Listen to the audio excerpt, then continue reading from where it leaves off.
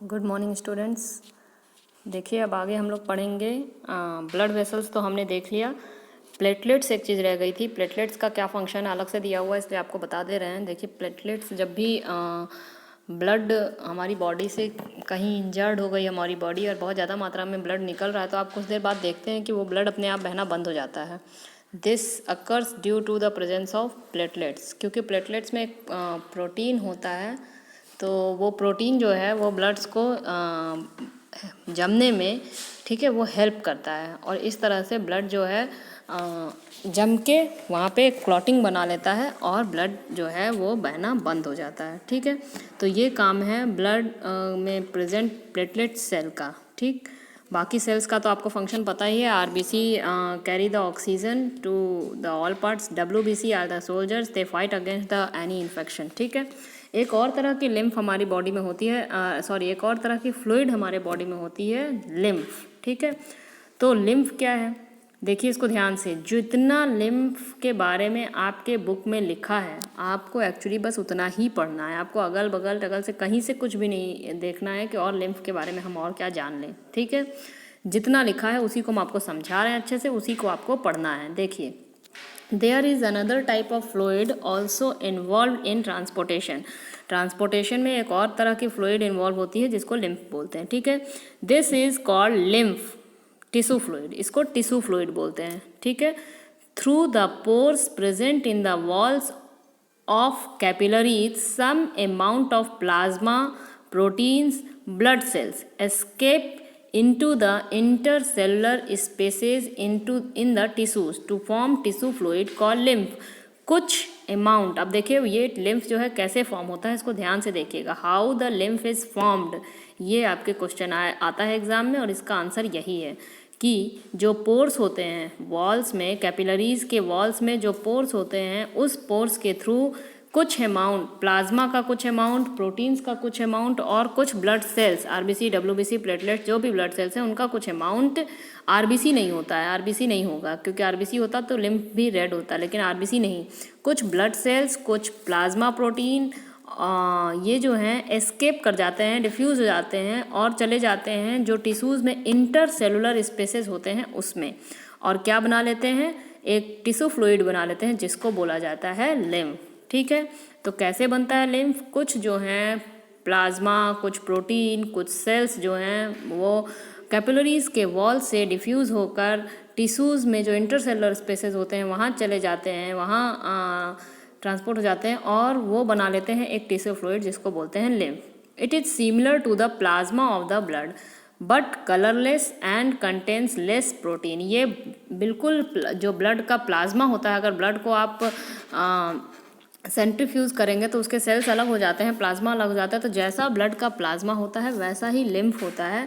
बस इसमें अंतर ये है कि ये जो है कलरलेस होता है और इसमें बहुत कम मात्रा में प्रोटीन होता है in comparison to the blood.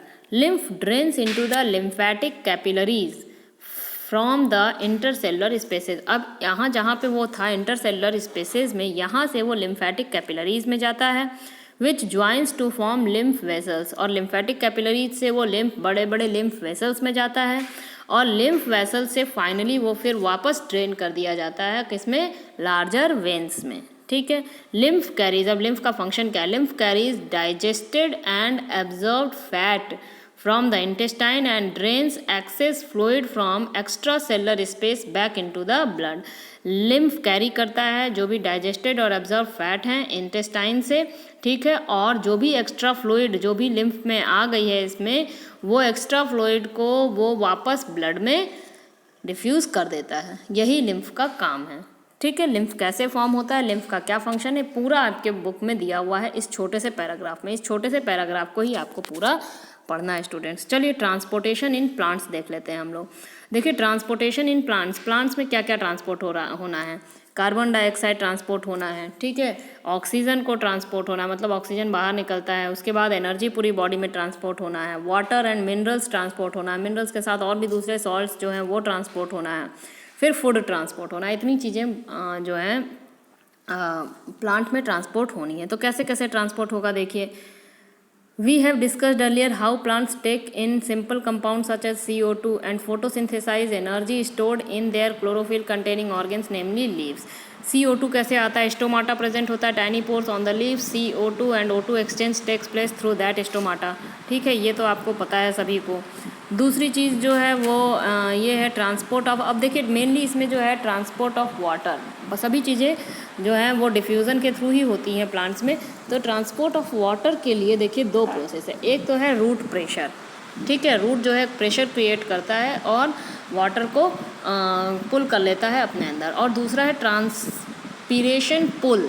ठीक है, तो देखिए कैसे होता है. इन xylem tissues vessels, tracheids of roots, stems, leaves are interconnected to form continuous system of water conducting channels reaching to all parts of the plant. Xylem tissues present होते हैं जिसमें कि वेसल्स होता है, ट्रैकिड्स होता है. ये 4 तरह के सेल्स होते हैं ना उसमें, जिसमें कि वेसल और ट्रैकिड ही जो है मेन ट्रांसपोर्ट का काम करता है. ठीक है, वाटर कंडक्टिंग चैनल्स बनाते हैं ये सब. At the root cells in contact with the soil activity take up ions. ठीक है, रूट में सेल्स जो हैं सॉइल के जो कांटेक्ट में रहते हैं वो आयंस लेते हैं. This create difference in the concentration of ions between the roots and the soil. Ions को ऑब्जर्व कर लिए तो एक डिफरेंस, एक पोटेंशियल ग्रेडियंट क्रिएट हो जाता है रूट्स में और सॉइल में.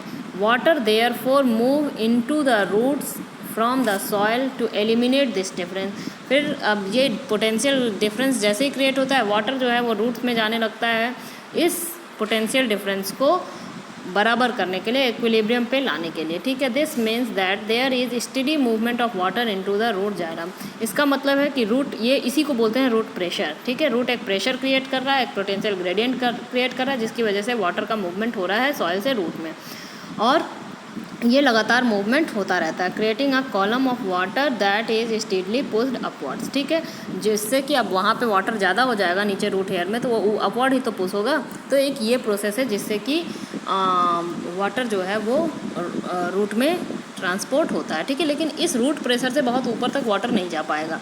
ठीक है, तो दूसरा एक और प्रोसेस है जिसको बोलते हैं ट्रांसपीरेशन पुल. ट्रांसपीरेशन आप पढ़ें स्टूडेंट्स क्या होता है, देखिए ये डायग्राम में दिखाया भी है. ट्रांसपीरेशन में क्या होता है, जो खुले पार्ट रहते हैं जैसे लीफ जो है, जो एकदम एम्बेडेड पार्ट्स रहते हैं, बड़े पार्ट्स रहते हैं ट्री के, जो एक्सपोज्ड पार्ट्स रहते हैं इन्वायरमेंट में, उसके थ्रू वाटर का loss of water through the exposed part of the tree या प्लांट. ठीक है, तो एक्सपोज्ड पार्ट सबसे ज़्यादा लीव्स ही रहता है. लीव्स के थ्रू ही वाटर का लॉस होना, उसी को ट्रांसपीरेशन बोलते हैं. तो वाटर ऊपर के सरफेस से लॉस हुआ तो नीचे में जो वाटर प्रेजेंट होगा वहाँ पे एक पोटेंशियल ग्रेडियंट क्रिएट हुआ, तो नीचे से जो वाटर होगा वो वहाँ जाएगा, फिर और नीचे से जो वाटर होगा वो वहाँ जाएगा. इस तरह से करते करते नीचे का रूट का वाटर जो है ऊपर की ओर पुल होता है. ठीक है, ऊपर की ओर खिंचता है, तो इसी को बोलते हैं ट्रांसपीरेशन पुल.